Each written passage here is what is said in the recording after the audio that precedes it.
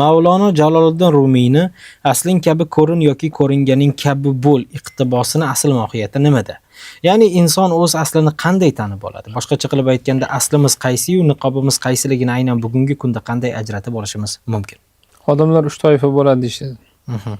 Avliyolar deydi. Ularni tashqi zohiridan ko'ra ichki botini yaxshiroq bo'ladi deydi. Odamlar orasida qanday yaxshi ko'rinsa, yolg'iz qolganda undan ham yaxshiroq odamlar deydi. Ya'ni maxfiy qilgan yaxshiliklari zohiriydan ko'proq bo'ladi. Ikkinchisi olimlar deydi. Ularda ichi bilan tashqarisi muvozanatda turadi, bir xil bo'ladi deydi. Uchinchisi johillar. Ularni tashqari zohiri kuchli, botini yomon bo'ladi deydi. Hammadan insof kutadi, o'zi insof qilmaydi degan. Shunaqa bir ajoyib hikmat bor. Demak, biz qaysi pozitsiyada turganimizni qarashimiz kerak. Biz johil bo'ladigan bo'lsak, o'zimizni yaxshi ko'rsatgan bo'lsak tashqariga. Biz ko'ringanimiz kabi bo'lganimiz yaxshi.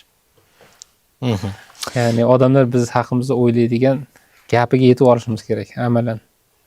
O'sha jamiyatga baho berish menga mas'ul, lekin men o'zimga nasihatim ko'ringaning kabi bo'lib olsang ham katta gap deyman.